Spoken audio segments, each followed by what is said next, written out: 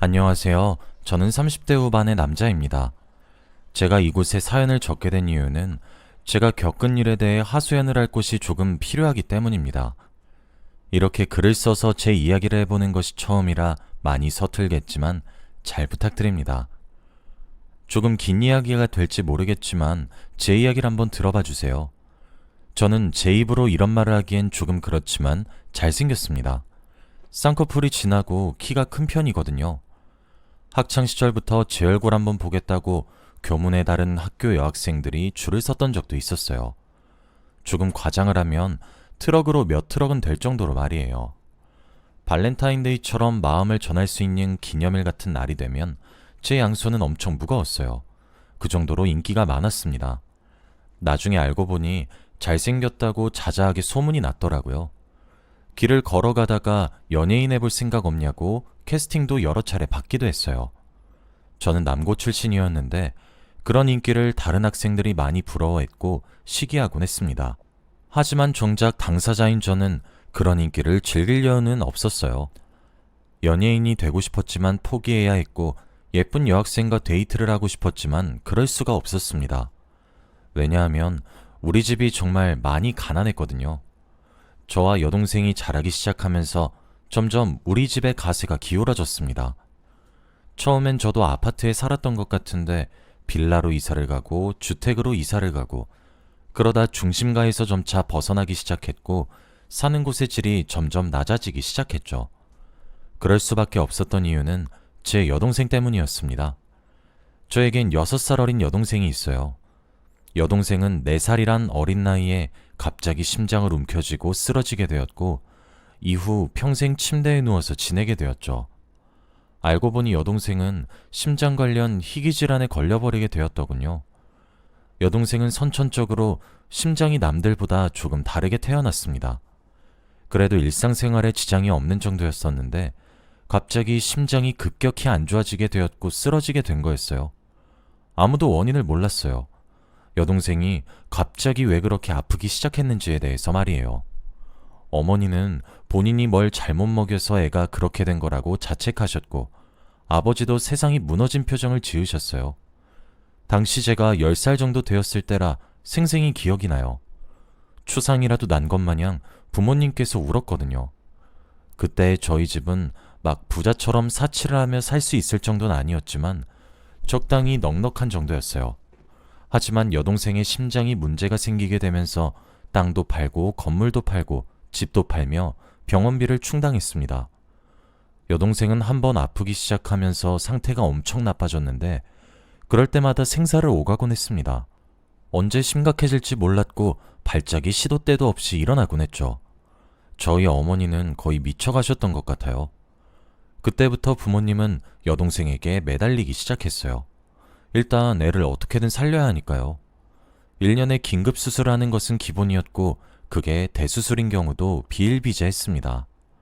어머니는 여동생 병간호를 위해 일을 그만두고 여동생 옆에 24시간을 붙어 지내야 했고 저희 아버지는 생활비와 병원비 그리고 수술비를 대기 위해 회사 일이 끝나고 난 뒤 대리운전도 하셨죠.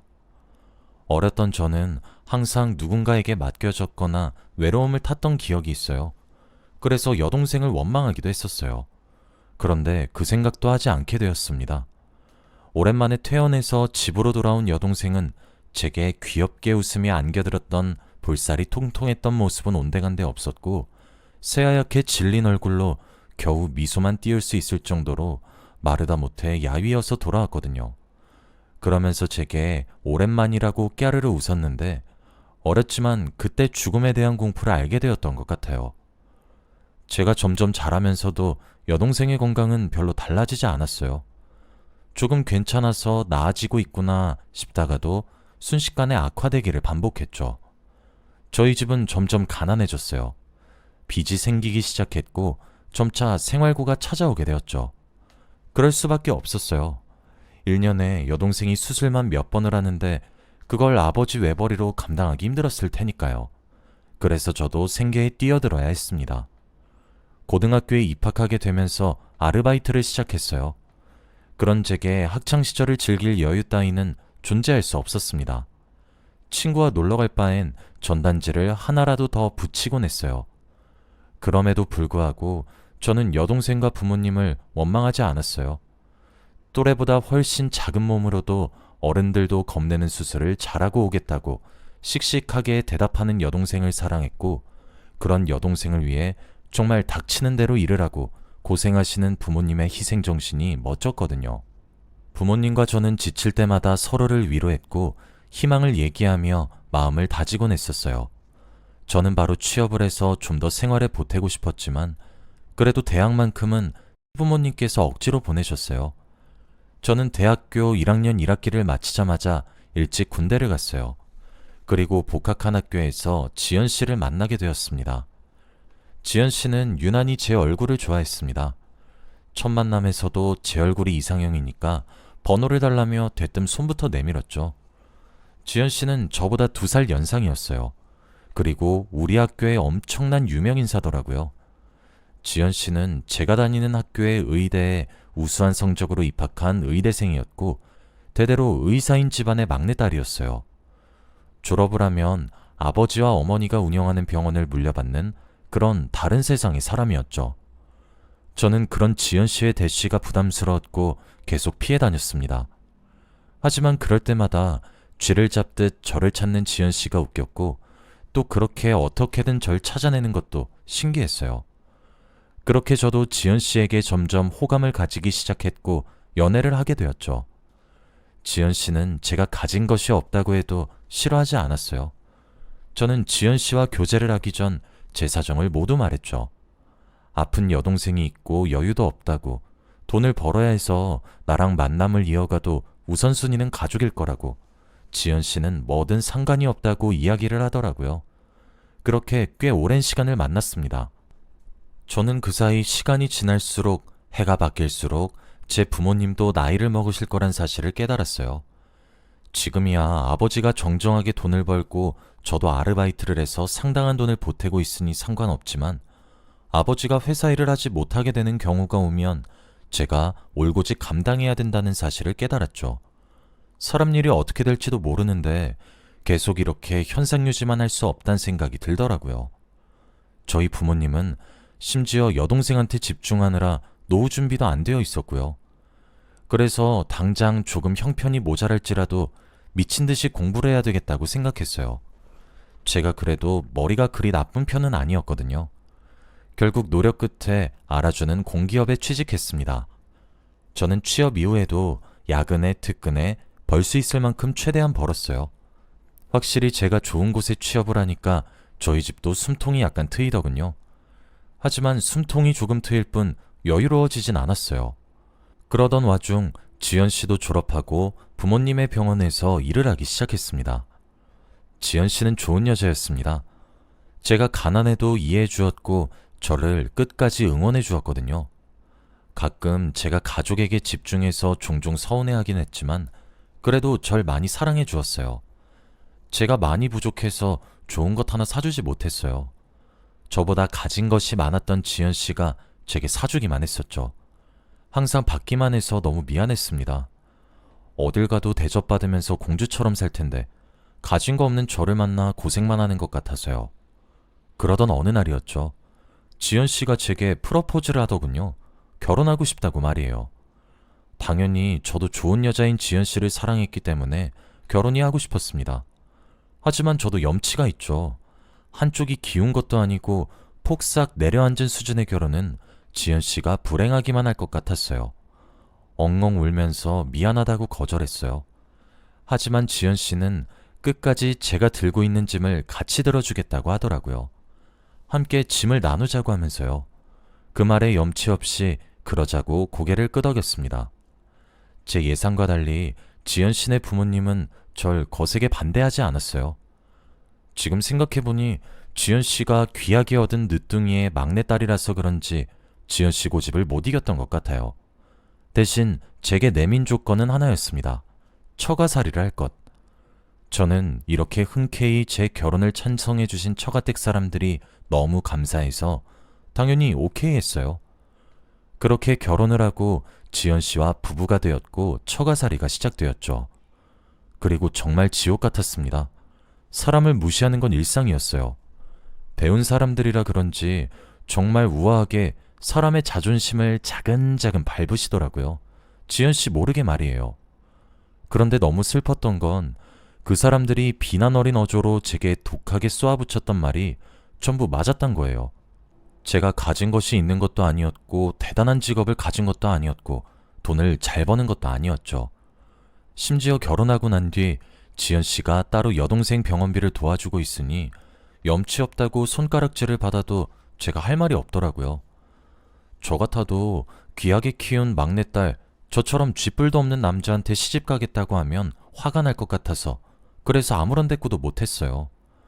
그래도 이 집에서 지연 씨만큼은 제 편이어서 견딜 수 있었어요. 그런데 그것도 얼마 가지 않더라고요. 결혼한 지 한 3년 정도가 되던 해부터 지연 씨가 조금 겉돌기 시작했습니다. 점점 제가 어떠한 신호를 느꼈던 것 같기도 해요. 저를 사랑한다고 했던 몇 년 전과 달리 제게 싸늘하게 대하는 지연 씨를 느꼈거든요. 처음엔 예민한가 싶기도 했고 제가 뭘 잘못한 줄 알았어요. 저는 결혼하고 나서 지연 씨에게 최선을 다하며 살아서 뭐가 잘못된 것인지 몰랐죠. 그런데 지연 씨의 태도는 제가 문제가 아니더군요. 며칠 뒤에 지연 씨가 자는 사이에 본 휴대폰으로 사실을 알게 되었습니다. 지연 씨가 외도를 하고 있다는 사실을 말이에요.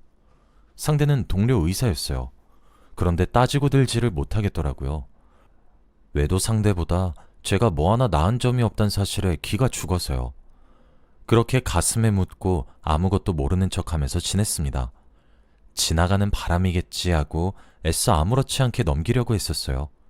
그렇게 1년이 지났습니다. 여동생이 위독해졌어요.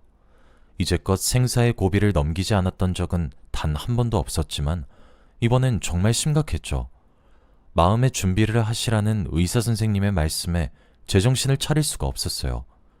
그때 여동생이 숨을 헐떡이며 제게 손짓을 하더라고요. 곁으로 다가가니 제 손을 꼭 잡아주며 이야기를 했어요. 오빠, 미안해. 내가 아파서 다들 희생만 하게 해서 너무 미안해. 항상 발목 잡아서 미안해. 나 다들 얼마나 힘든지 알고 있어. 나 때문에 많이 힘든 것도 알고 있어. 이런 순간이 조금이라도 빨리 왔으면 오빠랑 우리 엄마 아빠도 덜 힘들었겠지? 항상 피해만 주는 동생이어서 매번 미안했어. 오빠 하고 싶은 것도 못하게 된 것도 나 때문이라 미안했어. 이제 오빠가 하고 싶은 대로, 살고 싶은 대로 살아. 바보같이 왜 그런 말을 하냐고 바락바락 소리를 질러도 여동생은 희미하게 웃을 뿐이었어요. 끝까지 부탁만 하고 가서 미안해. 난 정말 폐만 끼치는 것 같아. 내가 없어도 오빠가 우리 엄마 아빠 잘 챙겨줘. 알았지? 내가 많이 사랑하는 것도 알지? 여동생은 그 말을 끝으로 결국 그날 밤을 넘기지 못하고 생을 달리했습니다. 제정신을 유지하는 게 사실 참 힘들었어요. 그런데 그때 저희 동생을 참 오랜 시간 동안 담당해 주셨던 간호사님이 조문을 오셨더군요. 그러면서 제게 조심스럽게 다가와 이야기를 하나 해주는데 너무 충격적이더군요. 저는 사실 여동생이 그런 생각하고 있다는 사실에 많이 놀랬었어요. 물론 저도 어렸던 나이에는 여동생이 부담이라고 생각한 적이 있었지만 커가면서 당연하다고 생각했지 단 한 번도 여동생 때문에 포기한다거나 이런 생각은 한 적이 없는데 어째서 저런 말을 하나 의아하기도 했죠. 간호사의 말에 의하면 지연 씨가 여동생이 생을 달리하기 일주일 전에 찾아왔다고 합니다. 찾아와서 이렇게 말했대요. 아가씨 언제 죽어요? 아가씨는 염치도 없어요? 당신네 오빠 나한테 설설 기잖아. 너 병원비 때문에. 무슨 양반집에 팔려온 기생도 아니고. 아가씨 밑에 들어가는 병원비가 1년에 몇 천만 원은 우스워. 알고는 있어? 밑 빠진 독에 물을 부어도 이보다 보람찰 것 같은데 말이야. 너 때문에 내가 바람을 펴도 그걸 알면서 이혼하자 말 못하는 꼴을 네가 보면 얼마나 죄책감을 느낄까? 아주 남매가 쌍으로 남의 집안 등골을 빨아먹고 있는데 진짜 너희 가족은 무슨 기생충이니? 적당히가 없어? 그 말에 여동생은 지금 무슨 소리냐고 화를 발칵 냈다고 합니다. 하지만 소용이 없었대요. 사실 나 지금 만나고 있는 사람 나랑 비슷한 환경에서 자란 남자야. 그 사람 아이 가졌고, 그래서 나는 네 오빠한테 이혼하자고 이야기할 생각이야. 아마 네 병원비 몫으로 얼마 챙겨준다 그럼 좋다고 이혼 안 하겠니? 너희 가족 돈 없잖아.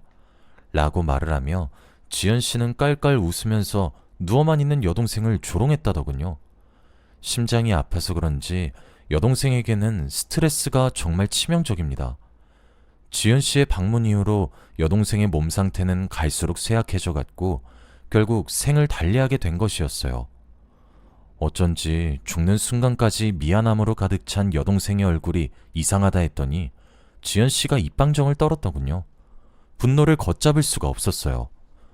저는 지연 씨의 외도를 참았던 것은 지연 씨의 재산 때문이 아니라 지연 씨가 다시 제게 돌아오겠지 싶었고 여전히 정말 사랑하고 있기 때문에 기다렸던 거였어요. 지연 씨 스스로가 그만두는 것을요. 그런데 뒤에서는 제 여동생에게 몹쓸 말을 하는 걸로도 모자라 남의 남자아이를 임신까지 해왔다는 말에 화가 미친 듯이 나더군요. 그제서야 장례식장을 둘러보니 제 여동생이 죽었다는 사실을 다 알면서 처가댁 식구 한 사람도 오지 않았더군요. 하지만 그 와중에 지연 씨는 절은 하지 않았지만 부조금을 넣고 갔더군요. 저 모르게요. 눈을 감는 순간까지 죄책감 따위와 같은 감정을 겪게 해서 여동생에게 너무너무 미안했어요. 그리고 하고 싶은 대로 살고 싶은 대로 살아달라는 여동생의 유언을 들어주고 싶었죠. 처음엔 복수를 하려고 했습니다.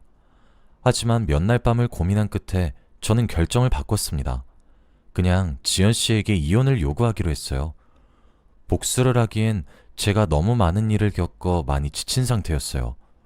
정말 모든 것을 포기하고 싶을 정도로 심신이 많이 지쳐 있어 누군가와 싸울 수 없겠더군요. 그냥 그저 그곳을 탈출해 여동생이 부탁했던 것처럼 부모님을 모시고 지내고 싶었어요. 저는 지연 씨에게 모든 것을 알고 있고 당신의 뱃속에 자라고 있는 아이까지 누구의 아이인지 안다고 그냥 소송까지 가지 말고 이혼하자고 했습니다. 모든 걸 다 포기한 심정이어서 그런지 담담하게 이야기를 할 수 있게 되더군요. 그리고 고맙다고도 했어요. 여동생에게 못된 말을 한 것도 맞는 말이지만 여동생의 생명줄을 최대한 늘려준 것이 지연 씨였으니까요. 그런 저를 보며 지연 씨가 미안하다고 조용히 이야기를 하더군요. 홧김에 정말 홧김으로 여동생에게 그런 말을 하고 돌아왔는데 자신 때문에 그렇게 된 것 같아 마음이 너무 무겁고 죄책감 때문에 힘들다면서 제게 조용히 사과를 건넸어요. 끄끄거리며 우는 지연 씨를 보니 태교에 안 좋겠다 싶기도 했어요. 지연 씨와 결혼하고 나서 우리 집안의 경제적 지원을 많이 받은 것은 사실이었으니 이왕 헤어지는 거 잘 살라고 말해주고 싶었습니다. 그냥 훌훌 털어버리고 싶었거든요. 지연 씨는 이혼해줘서 고맙다고 했고 우린 조용히 협의이혼을 했습니다. 몇 년이나 살을 부대끼며 살았는데 이혼하는 데는 몇 달도 채 걸리지 않더군요. 지연 씨는 제게 15억의 위자료를 주었어요. 받지 않겠다고 했지만 그간 절 상처 주고 제 가족에게 상처 주고 끝끝내 여동생에게 상처 준 것이 미안하다고 속죄의 값으로는 부족하겠지만 받아달라고 하기에 받았습니다. 그 돈으로 저는 저희 집에 있는 빚을 전부 해결했고 그러고도 돈이 몇 억이 남아 작은 빌라를 하나 매입해서 부모님을 모시면서 셋이서 함께 지내고 있어요. 저희 가족은 생각보다 잘 지냅니다. 어머니는 소일거리를 하나씩 얻어와서 일을 하기 시작하고 아버지는 곧 퇴직을 앞두고 계십니다. 여동생의 빈자리가 무척이나 크지만 오랜 기간 동안 저희 가족들도 조금씩 이별을 준비해와서 그런지 다들 씩씩하게 이겨내려고 하고 있어요. 지연 씨는 제게 많은 상처를 줬지만 참 고마웠던 것들이 많아 쉽게 미워하기도 힘드네요. 너무 기우는 결혼이어서 그런지 안 좋은 결말이 당연한 것 같기도 하고 참 마음 한켠이 싱숭생숭하네요.